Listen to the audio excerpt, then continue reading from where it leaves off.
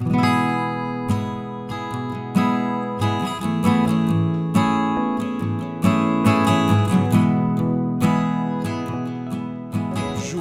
capítulo 21. Algumas semanas eu já venho estudando esse texto e aprove ao Senhor essa oportunidade para podermos compartilhar com os irmãos de forma breve. Eu gostaria de pensar com os irmãos acerca desse texto. Vamos lá, João capítulo 21 diz assim: Depois disso, Jesus se manifestou outra vez aos discípulos junto ao mar de Tiberíades. Foi assim que ele se manifestou. Estavam juntos Simão Pedro, Tomé, chamado Dídimo, Natanael, que era de Caná da Galileia, os filhos de Zebedeu, e mais 2 discípulos de Jesus. Simão Pedro disse aos outros: Vou pescar. Os outros responderam: Nós também vamos com você. Entraram no barco, mas naquela noite nada pegaram. Ao romper o dia, Jesus estava na praia, mas os discípulos não reconheceram que era ele. Jesus lhe perguntou: Filhos, será que vocês têm aí alguma coisa para comer? Eles responderam: Não. Então Jesus disse: Joguem a rede à direita do barco e vocês acharão. Assim fizeram e já não podiam puxar a rede, tão grande era a quantidade de peixes. E o discípulo, a quem Jesus amava, disse a Pedro: É o Senhor. Simão Pedro, ouvindo que era o Senhor, cingiu-se com a sua túnica, porque tinha tirado a roupa, e lançou-se ao mar. Os outros discípulos vieram no barquinho, puxando a rede com os peixes, porque estava somente a uns 90 metros da margem. Ao saltarem em terra, viram ali brasas com peixe por cima, e também havia pão. Jesus lhe disse: Tragam alguns dos peixes que vocês acabaram de pegar. Simão Pedro entrou no barco e arrastou a rede para a terra. A rede estava cheia com 153 grandes peixes. E o mesmo sendo tantos peixes, a rede não se rompeu. Jesus disse a eles: Venham comer. Nenhum dos discípulos ousava perguntar: Quem é você?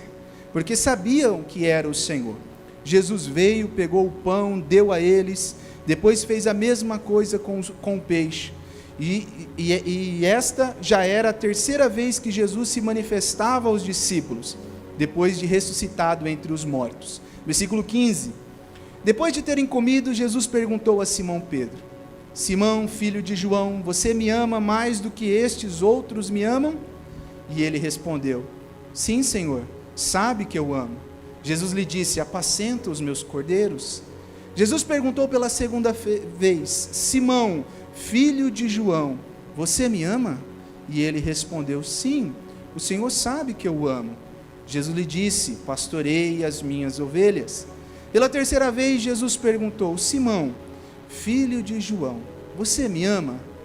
Pedro ficou triste por Jesus ter perguntado pela terceira vez: Você me ama? E respondeu: Senhor, sabe todas as coisas, sabe que eu o amo. E Jesus lhe disse: Apacenta as minhas ovelhas. Em verdade, lhe digo, quando era moço, você se cingia e andava por onde queria.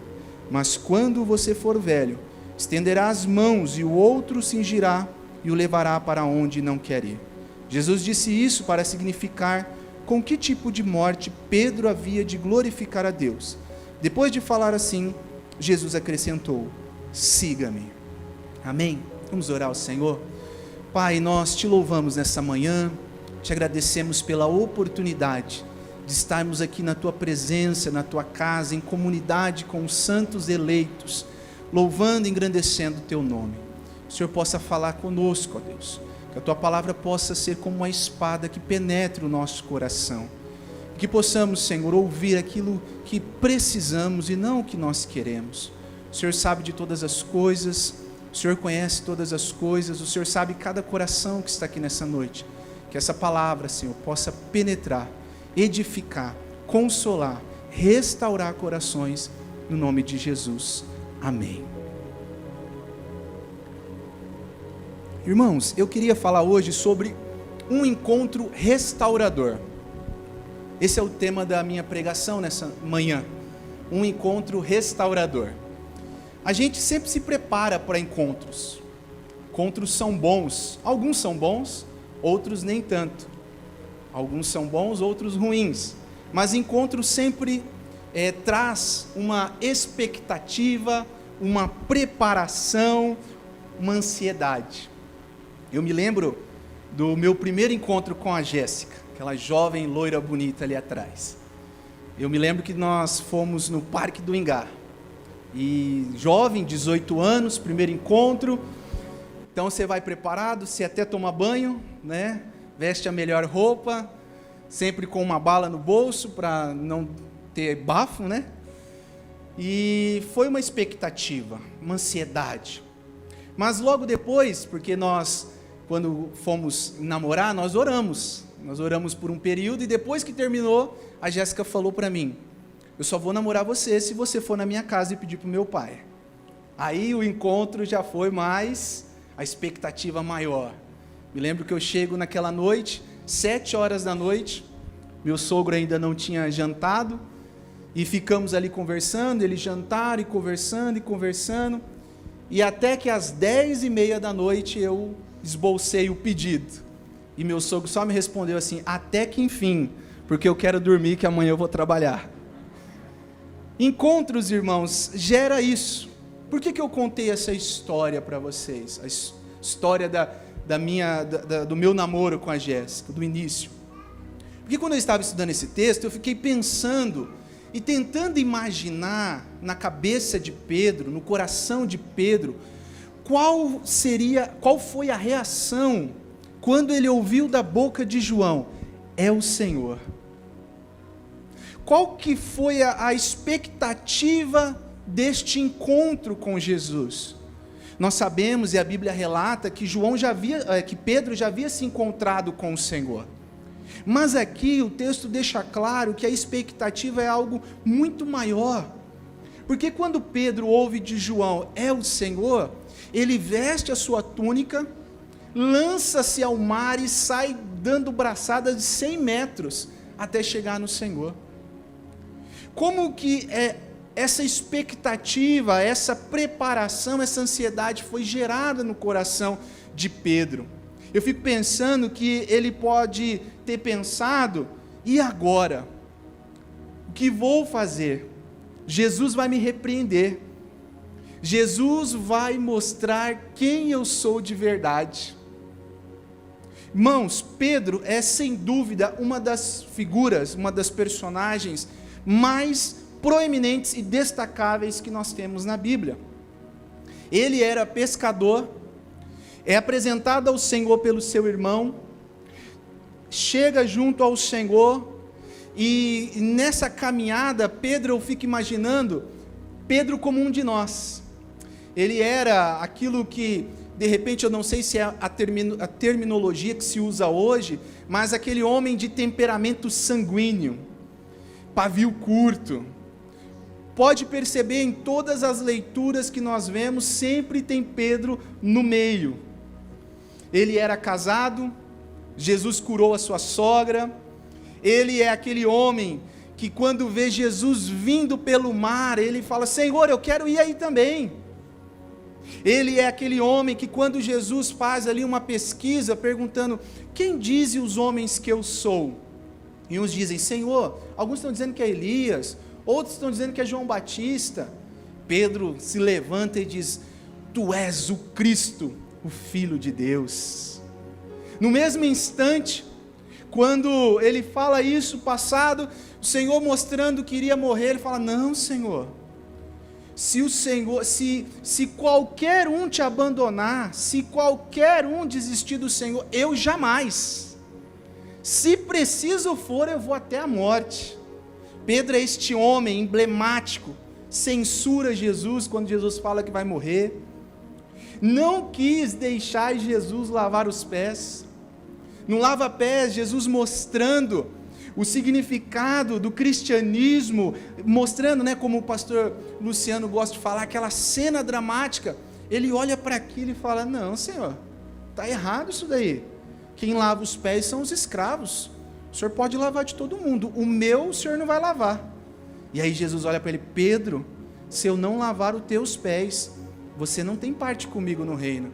Aí ele fala: Senhor, então lava a mão, lava a cabeça, dá um banho, Senhor. Pedro é este homem que se destaca por ter ser impulsivo, cheio de si, confiante. Ele esteve presente com Jesus no Getsêmani, vendo a angústia de Cristo. Ele esteve presente também na transfiguração, e na transfiguração ele é sempre aquele que fala primeiro, né? Senhor, que maravilha, permita que nós construamos 3 tendas aqui, uma para o Senhor, uma para Elias e uma para Moisés. Ele é sempre esta figura, que quando as pessoas chegam para prender o Senhor no Getsêmani, ele é o primeiro a sacar a espada e acertar a orelha de Malco. E aí Jesus vai para ele: Pedro, o que você está fazendo, Pedro? Eu acho que ele acertou a orelha porque ele não conseguiu acertar o pescoço. Ele era esse homem impulsivo, esse homem que sempre estava presente, querendo participar. Mas sem dúvidas, irmãos, o ápice da caminhada de Pedro foi a crise da negação. Eu acho que, sem sombra de dúvida, esse é o ápice dele, porque Jesus havia o avisado: Pedro, Satanás quis peneirar-te, mas eu o roguei por ti. E aí o Senhor fala da sua morte, ele diz: não, Senhor, se preciso for, eu vou morrer pelo Senhor. E aí Jesus diz: Pedro, ainda esta noite, antes que o galo cante, você me negará 3 vezes. E ele ainda questiona, diz: não, Senhor, jamais. Mas a história mostra, João capítulo 18, versos 17, versos 25, versos 27, que Pedro descobriu que estava errado sobre si. Ele viu que suas percepções estavam equivocadas. No grande momento, quando as pessoas diziam: olha, você não é um dos galileus? Você não é um daqueles que andam com Cristo? Até a sua fala te denuncia. Ele diz: não, jamais, eu não conheço este homem, eu nunca vi este homem. E aí, quando o galo canta, o olho dele cruza com o olhar de Cristo, e ele descobre que ele estava errado sobre si. Toda aquela percepção que ele tinha cai por terra, desaba. Uma das primeiras pregações do pastor Luciano aqui na igreja, que eu tive a oportunidade de ouvir, ele falou algo que gravou o meu coração. O Evangelho, ele nos desconstrói para depois nos construir. E foi exatamente isso que aconteceu com Pedro. E eu queria pensar com vocês neste encontro que agora Pedro tem aqui no mar da Galileia, quando ele reencontra o Senhor, e quando o Senhor o chama para dar uma passeada, o Senhor começa a ter um diálogo com ele, e por isso que o título é um encontro restaurador, porque aqui Cristo restaura as percepções que Pedro tinha acerca de si. E eu queria pensar com vocês quais foram as percepções que Cristo restaurou em Pedro. Em primeiro lugar, nos versículos 15, 16 e 17, Jesus vai perguntar a Pedro: Pedro, tu me amas? Pedro, tu me amas? Pedro, tu me amas? 3 vezes o Senhor pergunta. A primeira perspectiva que Deus restaurou em Pedro foi a perspectiva do amor. Pedro tinha consigo que ele amava o Senhor. E sem sombra de dúvida, eu não tenho como dizer que Pedro não amava, ele amava o Senhor, mas a percepção dele era equivocada. É certo que a conversa que eles tiveram aqui foram em aramaico, mas João, ao relatar o texto, traz para o grego, e no grego a palavra amor tem muitos significados. João usa 2 verbos aqui, para sinalizar o amor. Ele usa o verbo agapau e o verbo phileus. Para nós, amor é uma palavra só, mas no grego são 2 palavras com significados diferentes.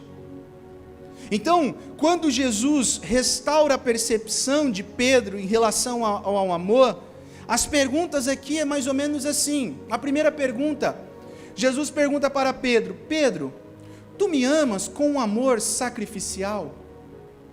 Tu me amas a ponto de sacrificar-se por mim? E Pedro responde: Senhor, eu gosto do Senhor. Eu te amo como um amor de irmão. E Jesus torna a perguntar: Pedro, Simão Pedro, tu me amas a ponto de sacrificar-se por mim? E ele responde: Filéus, Senhor, eu gosto de ti. E na terceira vez, quando Jesus vai perguntar, inverte. Jesus pergunta: Pedro, tu me amas com amor de irmão? E aí Pedro entristece o seu coração e diz: Senhor, realmente, o Senhor sabe de todas as coisas, eu te amo com amor de irmão.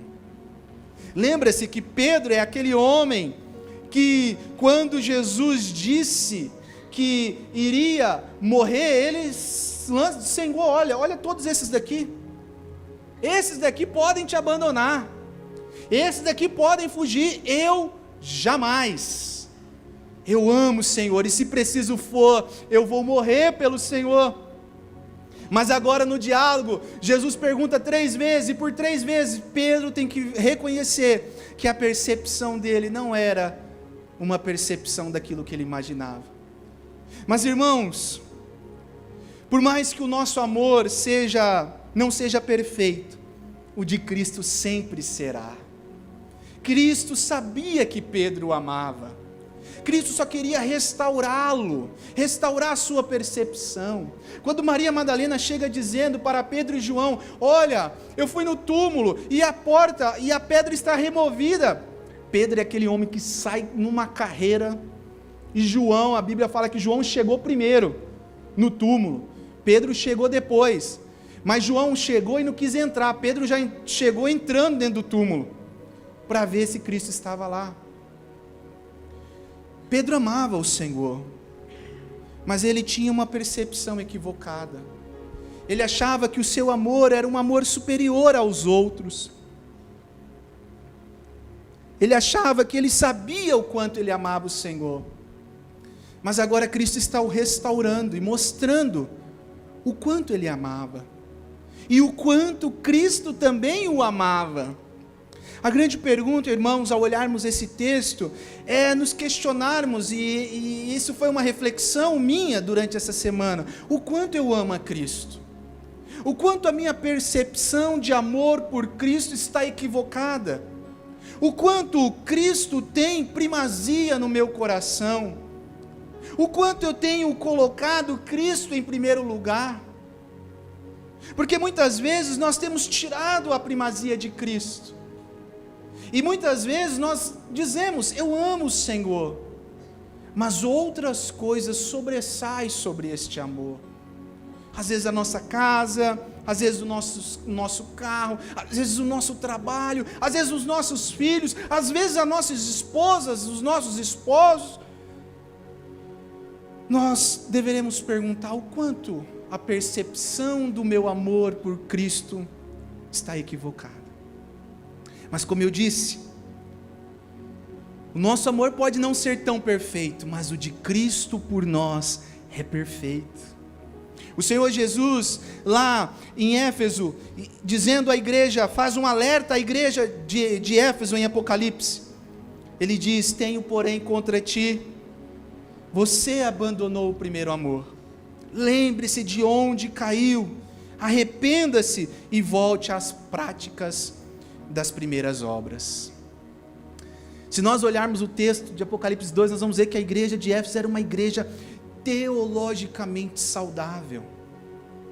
Eles reconheciam os hereges de longe, eles repreendiam os hereges, eles não deixavam que a heresia entrasse na igreja, mas eles haviam se esquecido do primeiro amor. Pedro, tu me amas com um amor sacrificial? Essa é a pergunta do Senhor para Pedro. Pedro reconhece que o amor dele não era aquilo que ele achava, mas ele recebe uma palavra do Senhor. Ele recebe conforto, ele recebe restauração. Mateus 22, 37 vai dizer: ame o Senhor, o seu Deus, de todo o seu coração, de toda a sua alma e de todo o seu entendimento. Isso nos mostra a totalidade, irmãos, do nosso amor por Cristo. Quanto nós temos amado o Senhor. Cristo, nessa manhã, quer restaurar o seu amor por Ele. O amor, primeiro amor, aquele amor, sabe, que nós não vemos a hora de estar com Cristo, de falar com Ele, de ouvi-lo no nosso coração. Esse é o amor que Cristo quer nos restaurar. A primeira percepção que Cristo restaura em Pedro é a percepção do amor. Em segundo lugar, Cristo vai restaurar a percepção da responsabilidade. No versos 15, 16 e 17, o Senhor vai dizer: apacenta os meus cordeiros, apacenta as minhas ovelhas, apacenta as minhas ovelhas. Pedro havia desistido, mas Cristo agora, olhando para ele, restaurando o amor, ele olha e diz: olha, eu sei que você me ama, e não estou aqui para questionar, mas eu estou aqui para te restaurar. Mas não só me ame, tenha a percepção da sua responsabilidade, Pedro. Apacente as minhas ovelhas. A percepção da responsabilidade, irmãos, vai nos ensinar o cuidado que nós temos que ter com as ovelhas de Cristo, com a igreja de Cristo. Esse é o nosso chamado, irmãos, cuidarmos uns dos outros. E muitas vezes, nesse emaranhado de atividades que nós temos, da nossa rotina, nós se esquecemos deste princípio, de cuidar do outro, dos irmãos da fé, de estar juntos, compartilhando, caminhando. Muitas vezes, nós achamos que a nossa responsabilidade é só vir ao culto. Eu vou ao culto uma vez por semana, tá legal, o pastor já viu meu rosto, e beleza. Ou também a nossa responsabilidade é sermos dizimistas e ofertantes, e excelente. Mas Cristo está chamando a atenção de Pedro, que a responsabilidade dele era para o cuidado. Apacente as minhas ovelhas. O Senhor, naquele grande dia, vai perguntar, vai separar, os bodes das ovelhas, e vai dizer: eu tive fome, eu tive sede, eu estava preso, eu estive nu. E aí as pessoas vão dizer: mas Senhor, quando que estas coisas aconteceram? Porque nós estávamos aqui. E aí Jesus vai responder, Mateus 25, 35, tive fome, me deram o que comer, tive sede, me deram de beber, estava nu e me vestiram, fui forasteiro e me hospedaram, estive enfermo e me visitaram. Quando, Senhor, nós fizemos tudo isso? Quando vocês fizeram a um dos meus pequeninos. Essa é a percepção da responsabilidade, irmãos. Nós temos que ter no nosso coração que a responsabilidade de cuidar de ovelhas não é somente do pastor, dos oficiais da igreja, mas é nossa. Tem uma frase que diz: ovelha gera ovelha. Nós estamos aqui para cuidar um dos outros. Pessoas que dizem: eu gosto de ir na igreja, mas eu não gosto dos irmãos da igreja. Irmão, está no lugar errado. Aqui é a comunidade santa do Senhor, o povo que Deus escolheu antes da fundação do mundo, para estarmos juntos. Jesus atravessa, coloquei aqui um exemplo, Jesus atravessa um mar para libertar um homem que estava possesso por muitos anos. Uma pessoa, ele atravessa o mar, o endemoniado gadareno, ele expulsa, e depois a cidade expulsa Jesus da cidade. Não, vai embora que aqui, mas por uma alma Jesus foi lá. Paulo, escrevendo aos Filipenses, ele vai dizer: olha, porque até quando eu estava em Tessalônica, vocês me mandaram bastante para as minhas necessidades. Atos capítulo 4, vai dizer que na igreja primitiva eles tinham tudo em comum, e em nada havia nenhuma necessidade. É o cuidado que nós temos que ter, a responsabilidade, irmãos. Percepção da responsabilidade. Essa semana, pensando sobre isso, veio muito forte ao meu coração. Faz quanto tempo que a gente não chora por uma alma? Faz quanto tempo que a gente não chora até mesmo por pessoas da nossa família que ainda não encontraram o Senhor Jesus? Faz quanto tempo que ao dobrarmos os nossos joelhos, nós não pensamos em pessoas que neste exato momento, agora, estão se drogando, se prostituindo, pessoas com crises existenciais? Quanto tempo, irmãos? Essa é a nossa responsabilidade. O Senhor está olhando para Pedro e dizendo: Pedro, cuide das minhas ovelhas, cuide dos meus filhos, cuide da minha igreja. O cuidado nem sempre, irmãos, é financeiro, mas também é aquele de conversar. Quantas pessoas precisam somente de uma palavra? Quantas pessoas precisam somente de um abraço? Quantas pessoas precisam de um alento ao coração? Essa é a nossa responsabilidade, a responsabilidade de cuidar das ovelhas do Senhor Jesus. O Senhor olha para Pedro e diz: apacenta, apacenta e apacenta as minhas ovelhas. Em último lugar, irmãos, então, nesse diálogo de Jesus, que eu acho que é um dos diálogos mais belos que a Bíblia possa registrar, Jesus restaura a percepção de amor de Pedro, Jesus restaura a percepção de responsabilidade, e Jesus restaura a percepção da missão. No último verso ali que nós lemos, verso 19, Jesus disse isso para significar com que tipo de morte havia de glorificar a Deus. Depois de falar assim, Jesus acrescentou: siga-me.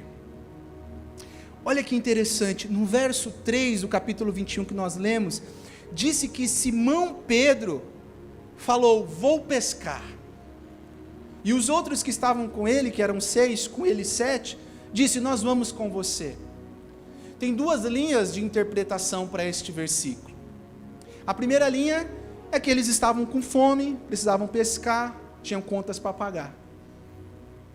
Mas a segunda linha, que é uma linha que eu particularmente adotei, e que eu vi também que o reverendo Hernandes gosta dessa linha, é que Pedro havia desistido do ministério. Pedro havia desistido não porque ele quis, mas porque ele achava que não tinha mais solução. Ele achava que ele envergonhou o Senhor, ele não se considerava digno da missão de seguir a Jesus, porque num momento, num ápice de Cristo, da crise, no momento que Cristo mais precisou, ele negou ao Senhor. Então ele voltou ao seu antigo trabalho. Não tem mais solução para mim, eu não tenho mais como seguir a Jesus. Mas, irmãos, a Bíblia é maravilhosa, porque o cenário que Cristo constrói é o mesmo cenário que Cristo teve quando encontrou Pedro. Abra comigo Lucas capítulo 5.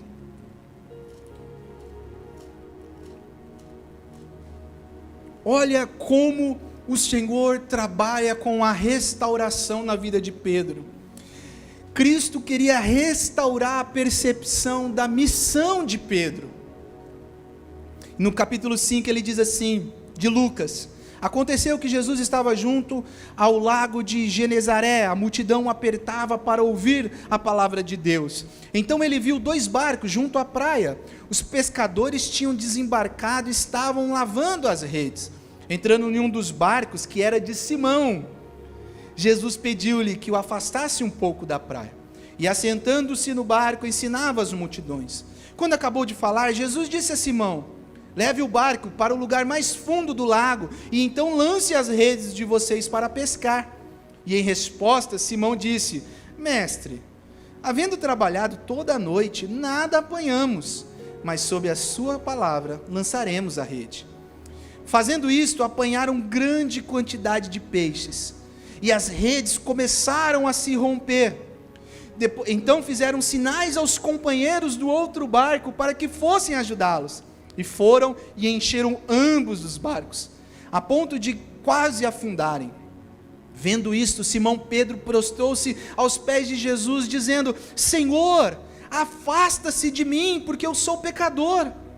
Pois à vista da pesca que fizeram, a admiração se apoderou dele e de todos os seus companheiros, bem como Tiago e João, filhos de Zebedeu, e eram seus sócios. Então Jesus disse a Simão: não tenha medo, de agora em diante você será pescador de gente. E arrastando ele os barcos para a praia, deixaram tudo e seguiram. Como isso é profundo, irmãos. Como isso é lindo.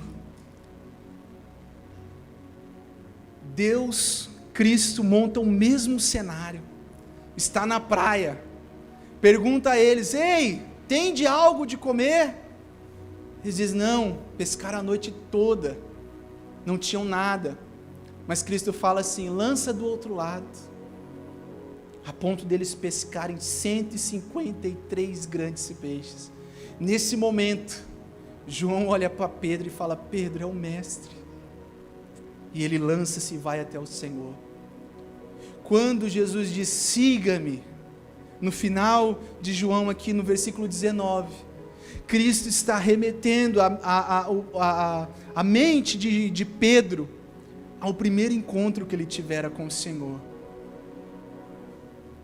O primeiro encontro, Pedro não pensou no que ele tinha pescado, e a Bíblia deixa claro que as redes se romperam, foi tamanha quantidade. Ele não se preocupou com o lucro que aquilo ia dar, ele não se preocupou com a quantidade, ele não se preocupou com nada. Quando Cristo disse: agora você será pescador de gente, ele largou tudo e seguiu a Jesus. Esse é o nosso chamado, irmãos. A percepção da missão é seguir a Cristo. E seguir ao Senhor, muitas das vezes, vai exigir um custo nosso. O Senhor Jesus disse que aquele que segue a Ele tem que negar a si mesmo, tomar a sua cruz e colocar a sua vontade em submissão total ao Senhor. Essa é a nossa responsabilidade. Essa é a nossa missão, esse é o nosso chamado, irmãos. Paulo diz: eu estou crucificado com Cristo, logo não sou eu mais quem vive, mas Cristo vive em mim.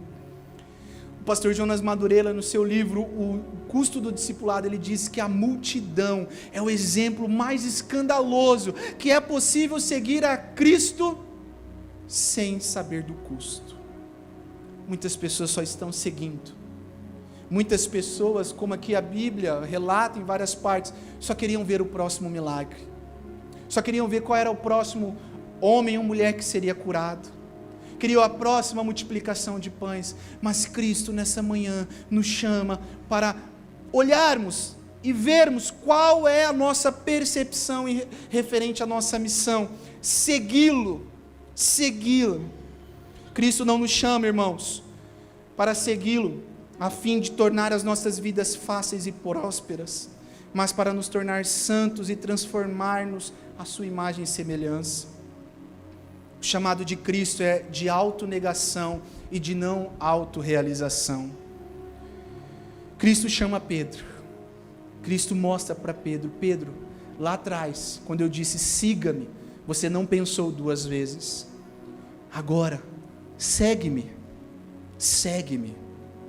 Cristo restaura a percepção do amor, a percepção da responsabilidade e a percepção da missão de seguir a Cristo a qualquer custo. Calculando, claro, o custo. Não olhando para trás, não olhando para o lado. Eu não sei, meu irmão, de repente nessa manhã, do que você precisa do Senhor. Quais são as suas percepções em relação ao seu cristianismo, como você está servindo ao Senhor.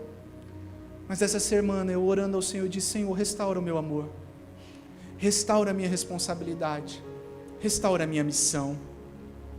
Não deixe que eu vire somente um crente de igreja, que só vou por ir, mas eu quero estar na tua presença, te servindo, te buscando.